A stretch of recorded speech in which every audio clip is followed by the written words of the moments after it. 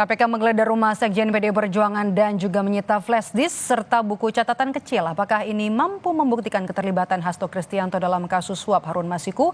Kita bahas petang ini bersama dengan tim hukum DPP PDI Perjuangan Johannes Tobing dan juga peneliti Pukat UGM Zainur Rohman. Selamat petang Bang Yohanes dan juga Mas Zainur dengan Maidop di sini. Saya mau tanya ke Bung Yohanes. Pertama kali pada saat penggeledahan kemarin di rumah di dua lokasi dari kediaman Hasto Kristianto, di mana posisi Hasto Kristianto? Waktu dilakukan penggeledahan di rumahnya di Bekasi, Pak Sekjen ada di Jakarta, masih menjalankan tugas kesekjenan, masih menjalankan tugas partai, ada di Jakarta, Mbak. Ada di Jakarta ya. Menurut Anda apa yang mau disasar KPK dari penggeledahan ini? Nah, itu yang menjadi kebingungan kita ya. Kan perkara ini sudah putus di pengadilan, bahkan ingkrah sampai kasasi Mahkamah Agung. Orang yang sudah terpidana ini sudah keluar, sudah menjalankan kehidupan sehari-hari. Di seluruh persidangan sudah dipersidangkan, dipanggil bukti, disiapkan bukti, dipanggil saksi, dipanggil ahli, gitu ya. Satu pun kan tidak ada yang mengarah kepada Pak Hasto ini terkait materi perkara di persidangan itu. Nah, tetapi kita juga bingung nih, sudah sampai 5 tahun perkara ini tak kunjung selesai. Nah, jadi kami memahami dari sebagai advokat melihat bahwa memang ini tidak ada perkara hukum, murni secara hukum di sini. Ini memang murni perkara politik, gitu ya. Salah satu keyakinan kami bahwa kami sebentar lagi mau merayakan ulang tahun Partai PDI Perjuangan tanggal 10 ini. Kemudian dalam waktu dekat kami sedang persiapan untuk kongres. Artinya ada isu politisasi karena ini kasusnya sudah berjalan selama 5 tahun ya. Tanggapan Anda Mas Zainur? Ya, tentu kami menghormati apa yang menjadi bagian dari pembelaan Pak Hasto maupun tim kuasa hukumnya, baik itu di dalam maupun di luar persidangan. Nah, tetapi kami ingin melihat bahwa perkara ini justru harusnya sudah selesai di tahun 2020. Kalau tadi disampaikan di dalam perkara Wahyu Setiawan dan kawan-kawan tidak dijelaskan bagaimana keterlibatan dari Pak Hasto. Ya memang menurut saya tidak ada kewajiban dari penuntut umum ketika tujuannya untuk membuktikan dari kesalahan dari terdakwa. Waktu itu adalah Wahyu Setiawan dan kawan-kawan.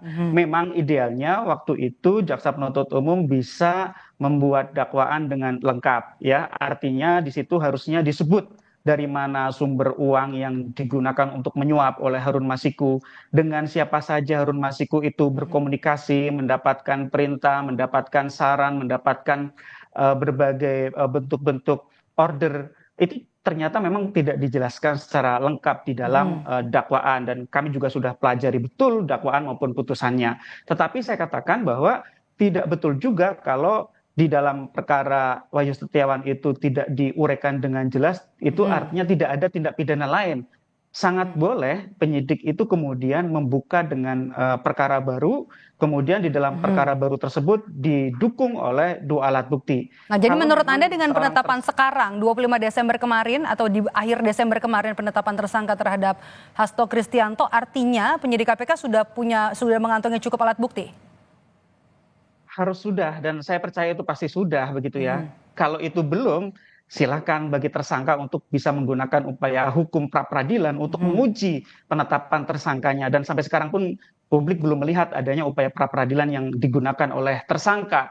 Kita ikuti saja begitu ya. Publik dengan senang hati akan melihat bukti-bukti yang dimiliki oleh KPK maupun apa yang disampaikan oleh Pak Hasto dan kuasa hukumnya. Publik juga akan dengan sabar melihat bagaimana nanti di depan persidangan perkara ini akan dibuktikan.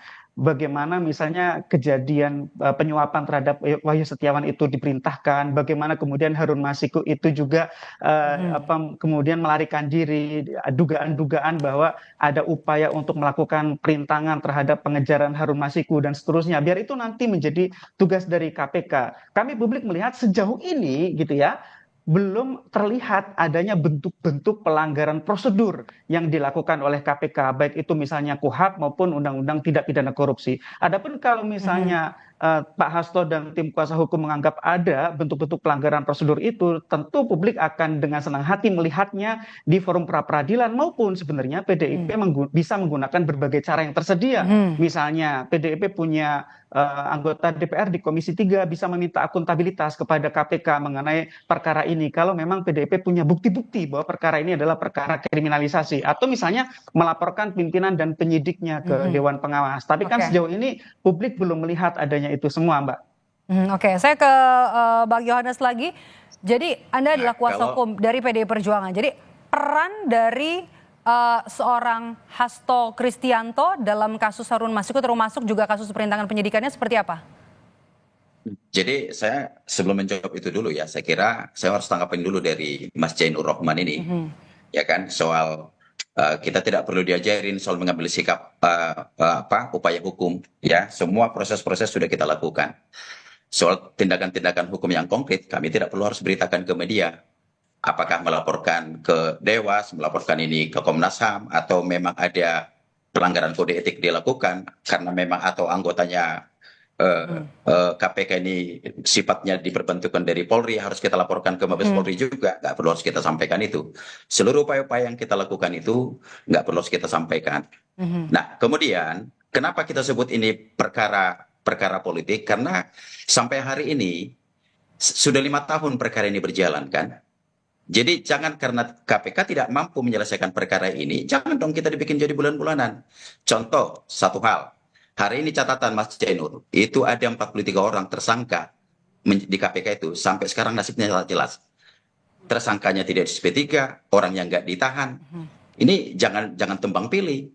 Ya, satu. Yang kemudian, ini Pak Hasto ini bukan pejabat negara, bos. Bukan bupati, bukan gubernur, bukan menteri. Perkara ini tidak ada merugikan keuangan negara. Jadi kalau kita Pak Hasto ini bicara lantang soal demokrasi, soal konstitusi, ini jangan dibuka-buka kasus Harun Masiku yang tidak kaitan. Bung Yohanes, Anda belum jawab pertanyaan saya. Apa peran Hasto Kristianto dan juga dalam perintangan penyidikan kasus Harun Masiku? Waktu kita singkat. Enggak, di dalam perintangannya juga samperannya ada. Segini ya, saya jelaskan ada dua hal. Dalam seprindik itu ada dua. Satu katanya melakukan suap gratifikasi. Yang satu lagi adalah obstruction of justice. Ini dua hal yang berbeda. Bagaimana mungkin misalnya Mas Hasto melakukan suap, tetapi di sisi lain dia menghalangi Harun Masiku. Ini nggak benar ini sprindiknya. Ini kan dua. Harus ada dong badan yang satu lagi. Ada Pak Hasto yang satu lagi. Nah, dari sini aja pun kita membacanya sudah berbeda.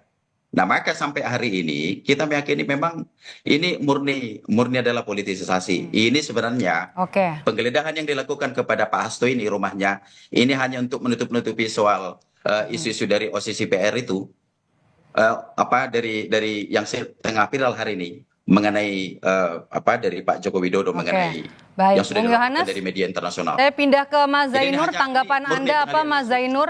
Hasto Kristianto disebut bukan pejabat negara dan juga sprindiknya untuk menyebut Hasto terlibat dalam kasus Harun Masiku ini tidak kuat. Perintangan penyidikan, suap, itu tidak harus pejabat negara, penyelenggara negara, siapapun bisa menjadi tersangka pemberi suap, bisa menjadi tersangka perintangan penyidikan. Tidak ada kualifikasi harus penyelenggara negara di dalam Undang-Undang Tindak Pidana Korupsi. Beda kalau yang disangkakan adalah pasal 2 pasal 3 di dalam Undang-Undang Tindak Pidana Korupsi. Jadi kita lihat ini adalah suap.